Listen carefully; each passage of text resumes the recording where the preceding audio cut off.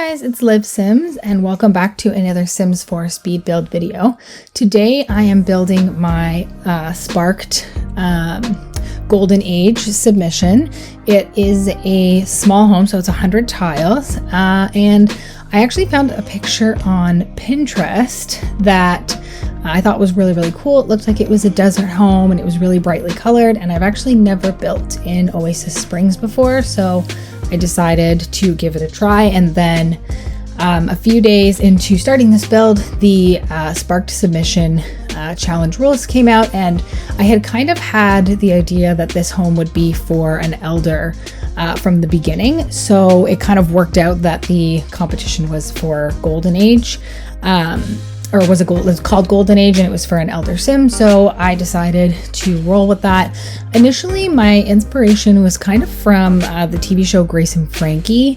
My sister had been watching it, and I was building it nearby, and I could hear it, and I know that Frankie, I think it's Frankie, she is like super eclectic and kind of out there, and that's what I wanted this house to be. So it's already, as you can see, pretty strange looking, and I tried to keep the interior just as colorful as well and a little bit bohemian in style. And then when I was reading the Golden Age challenge rules, I noticed that they wanted the house to have like a clear hobby that the elder sim has, or a passion. So what I decided to do was use the roof, and I did play test it, so it does work completely. I put it upstairs, not upstairs, sorry, in the roof. I have like a cauldron and a bunch of stuff that would be useful for a spellcaster, because I really thought it'd be kind of fun to have the interior of the house so like bright and kind of like gardeny. There's a craft room in there as well, so it looks like it'd be a total normal elder sim, but then there's a hidden bookshelf door on the upper level, and there's a little ladder behind the door that takes you upstairs. And I kind of thought maybe it's like she's a good witch, and she has like some kind of a youth thing going on, and you know, people go to her to stay young forever or something along those lines. Anyway, so this is sort of the exterior. I'll make sure to post a picture of the inspo photo that I was looking at, and yeah, I'm not sure if I'm going to do the full voiceover for the whole video. I was thinking about doing a few changes. I skipped a week of filming last week because I started school and I just was trying to get myself organized. I didn't really have a lot of time to edit because I was getting a handle on my new schedule. So I'm thinking that maybe I might just voice over some of the video, not all of the video. I guess we'll see how it goes. I was trying to figure out how modern I wanted this house to be, especially because the interior, I wasn't sure I wanted to go ultra modern because I really wanted it to be colorful and kind of cluttered. And I actually started building this house before they updated the window situation, so I couldn't overlap them. At one point in the video, I'm not sure if I kept it in or not. You can see that I was fooling around with some of the windows and overlapping them because I wanted to test out that new feature that they had added. And then I wanted to keep this as a small home. I am kind of learning that I enjoy doing the small, like the tinier homes the best. I really like the challenge of trying to figure out a floor plan and making it work, rather than building a really big house. Like the last house that I had done was the shipping container family home, and I felt like that was like, it was really fun, but it just took such a long time to build and to organize, and there were so many rooms, and I think I'm preferring to build sort of in like bite-sized pieces and keep them pretty small. I did actually also upload another 100 baby challenge house as well on the gallery if anyone's interested. I had built it because with the BuzzFeed 100 baby challenge in mind, and I used all the hashtags, so I might take it down and re-upload it if they say that they're looking for houses in like a next episode or something like that. So if you guys want to go check that out, there are, I think now 3 100 baby houses on my gallery, and yeah.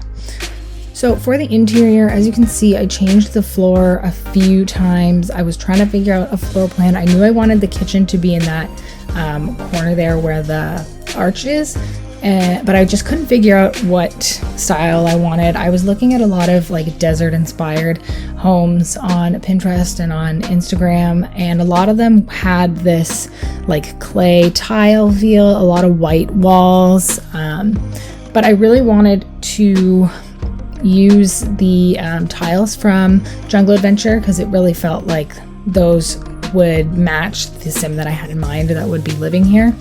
Anyway, so I couldn't really figure out what I wanted to do. I wasn't liking the look, so I decided to just focus on the outside and put a little garden together. I don't really get a chance to use a lot of these desert plants very often because I don't, like I said, I've never built in Oasis Springs, and I actually really liked building in this kind of a terrain. I've done a Strangerville home before, and I know that's pretty similar, but I feel like Strangerville is a lot more stylized in terms of like the world. You can see that the houses all have a very similar style, whereas Oasis Springs kind of gives you the option to do whatever you want.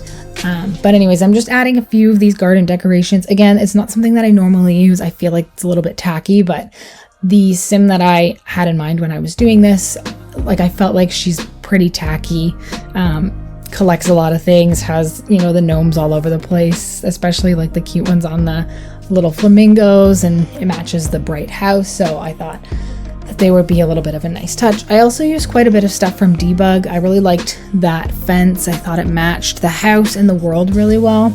And then I was just grabbing some extra rocks to clutter up the lot. I actually didn't film, for whatever reason, this part of the kitchen, but none of it stays the same anyways. So other than I think the fridge and the stove placement, aside from that, I changed pretty much everything. So you're not missing too much. I had off camera been trying to figure out how to set up the kitchen and what layout I wanted and what kind of colors to use, because I wanted it to be bright. I didn't want it to be just plain black and white. So I just probably didn't film the setup and started there.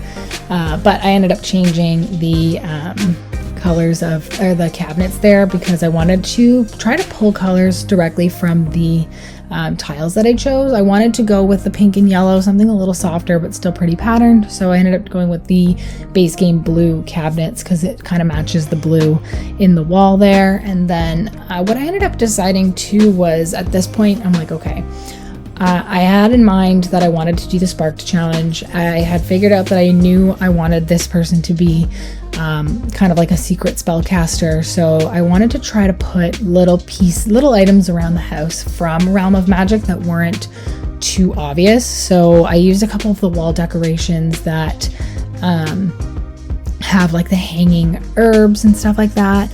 And then I put a bunch of, flower stuff out in the back as well, because I know one of the main things when you're a spellcaster is you have to grow a lot of your ingredients in order to do your potions and stuff like that. So I thought that was kind of a good decoy, was having, like a flower arranging table in the back and stuff like that. But I did try to scatter a few things around the house, so it was like small hints, but it was a little bit difficult because Realm of Magic, a lot of the stuff in that pack is very, very stylized, and it kind of stuck out. Like a lot of the photos have these really, really intricate like classic style frames, and I felt like this house that didn't really match, so I did my best to incorporate as much as I could without it being too obvious, because I really wanted it to be like more of a secret. Unfortunately, in the gallery you don't see a photo of what's inside the roof, so if you do want to go, you can check out my Instagram or my Twitter at ItsLivSims, and I've got some pictures of the roof in there as well, or you can obviously just go download it. But hopefully the people judging the Sparked competition actually place the lot and check out the roof and aren't basing it off of the gallery images. But I did end up submitting 3 total entries. I have one house which I really love. I didn't film the other 2 because I had done them a while ago. I had actually built a house with grandparents in mind, and it's supposed to be really, really outdated. So I have a lot of like wood paneling and a lot of carpet, and I feel like like every room in like a grandparent's house is like one specific color. I tried to keep it kind of almost 70s style, so the kitchen is all green and orange, and one of the bedrooms is just all blue. So I ended up submitting that one as a like collector sim because there was a lot of knickknacks and stuff around the house. I wanted it to be like pretty cluttered. Looks like, you know, they collect a lot of little items and are gifted a lot of things. So I submitted something like that, and the outside is pretty boring. It's like I had this like suburban style home in mind, kind of like a classic design where I am at least. And then the third home that I did was like pretty modern. It's also, I think it was a small home initially, but I kind of did it the cheaty way where I used a piece of a roof as part of the room, and I was doing that thing where you place the wall, so the lighting was a bit wonky. So I did submit it as just a regular home, but that one it was built specifically for like an artist. So I used a lot of stuff. It was right actually when they added that extra debug menu item. So I used that a lot, and then I cluttered it up with a lot of like the painting stuff that you see in game, and I really like the way that house turned out. It's kind of it almost feels like if there is an elder who lived in that house that they like never wanted to grow up, and I had kind of thought that maybe they were like a famous artist because there's easels everywhere, there's paintings everywhere. I really like that house. If you guys want to check it out, it's called Art Chick on the gallery. Anyway, so it took me a really long time to get this living room figured out because I couldn't decide what layout I wanted. I knew I wanted to use a bunch of little carpets, and I was originally going to go really bright with the walls and the furniture, but it just felt like too much for me. So I ended up pulling colors from the carpets. So that's why you get that little purple poof there. And then the colors on the walls are also from one of the carpets as well. And I know there's like a lot of cream, but I felt like there was the decoration in the house, like in the main floor here, kind of spoke for itself.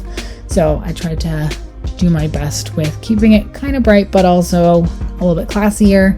And then I went into this bathroom here and did something a little bit different as well, because first I was going to do just like your regular bathroom, didn't do anything exciting, but then I wanted to kind of stick to that thought that I had before, where I wanted to put a little bit more effort into creating those like boring spaces. So what I did was add some of those cubes from Get Famous and attach it to the sink from Eco Lifestyle. And this is the first time I've actually used this sink, and I kind of wish that there was like a mesh that looked like this, where you have the just that top part of the sink in more of a block. I think it would be a little bit more usable in the rest of the game, because it's a little bit less stylized and it doesn't make that blue chip feel so weird.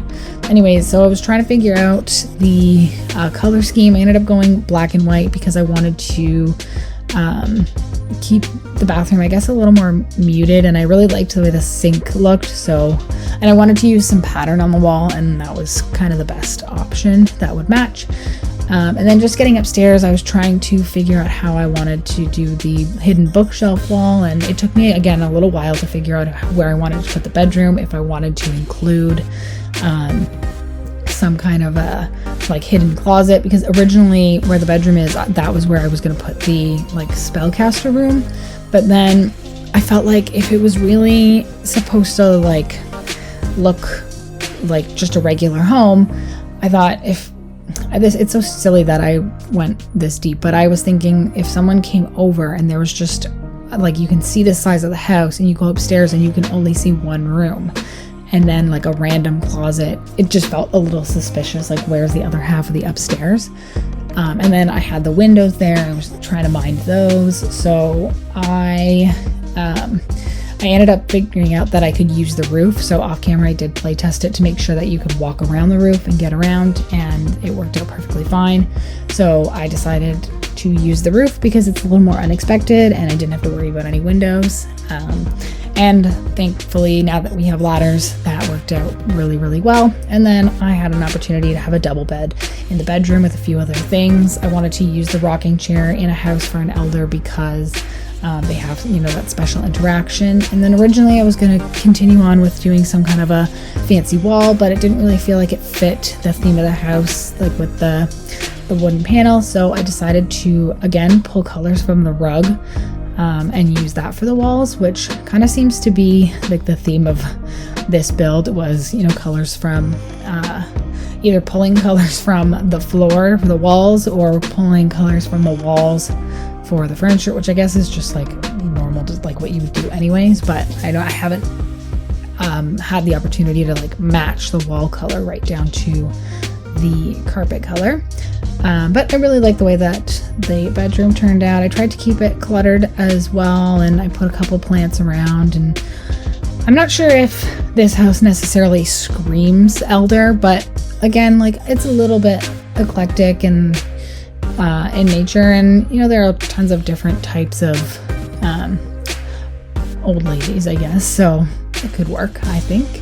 And then so I'm just going into the craft room in a second. I haven't really had the chance to really use all of the craft item stuff. I did do the one build, the apartment build, but I didn't use very much of it or all of it because I didn't have a lot of room to work with, and I had made it for maybe a younger sim in mind. So this was the first opportunity that I had to create a little room for like an elder sim. And so I put a lot of the knitting stuff around and a couple of the debug menu items, like the little Grim Reapers and the Yarny?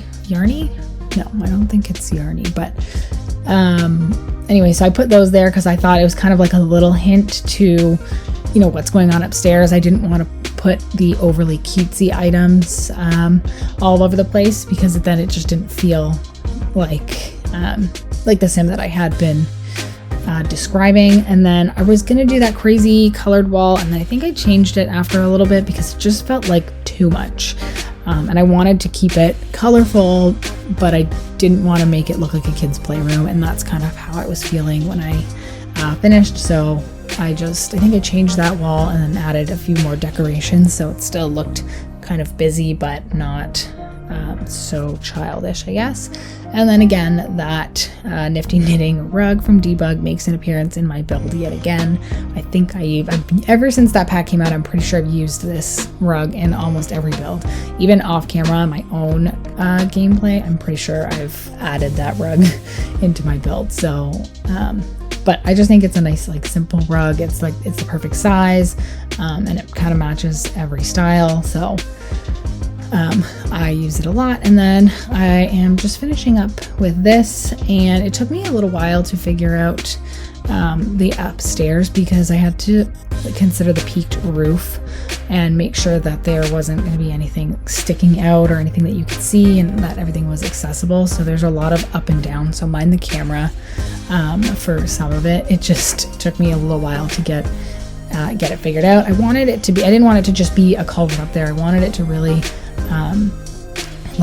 feel like a room or feel like a space. So I tried to put as much stuff up there without it looking too cluttered. I lit the area with a bunch of candles, and I used that little wand display as well, and I just tried to figure out how I could make it look like kind of cool. When you are playing, the walls are going to be down the whole time, so I was trying to use wall decorations that would be hidden by the walls, but they would stay up. So at one point I do use some mirrors. That way it feels a little more, I guess, closed off if you are playing with the house and you're in order to see, you have to have the walls down, but then it looked kind of bare. So I wanted to try to make it seem a little more like a room and less like a platform, I guess. And then again, it took me a little while to figure this out. I did adjust the wall heights, and I just cut that out because it was just a lot of fooling around, and then I just ended up putting them back. So there was kind of no point in showing that. And then I was just getting a bunch of stuff from the debug menu. I put that little flame in the cauldron just for like photos and stuff. But I think to use it, you might have to remove it, which you can just literally delete it. That's fine. And then I wanted to hang a bunch of brooms in that little nook. So it's kind of like she has her choice of brooms that are kind of hidden away in that spot there. And then I was trying to hang those herbs somewhere above the door frame without blocking off the door frame, but that wasn't really an option. So I gave up on that. And then I just wanted to add a few more things. I put a bench, but I used it more as a table, and I added some of those little, oh my god, I can't remember the name for them now. It's gonna drive me nuts. They are, I don't remember. Anyways, but I put them on top of the little bench there, and I hadn't done the bathroom at that point just because I was kind of bored of doing like regular furnishing, and I really wanted to get the upstairs figured out. And then just here you can see that I'm putting the mirrors behind the curtains, and then I jumped back into the bathroom just to get that done. I didn't really complicate this one too much, but I did try to keep it colorful so it matched the house. I used the shower from Jungle Adventure and some of that matching wallpaper, so it looked you know, kind of like it would go with the rest of the house. Now that I am thinking about it, the other bathroom downstairs is really like white and black, so maybe it doesn't totally match the whole, like the rest of the house, but it is a little bit different. So and then I used the mirror in Jungle Adventure, much like the carpet from Nifty Knitting. I use that mirror a lot. I really like it. I think it really goes well, and also I like that it like hits the sink right behind. But it's not the length of the whole wall like the full length mirrors are. So I think it kind of like, it looks more like a custom sink.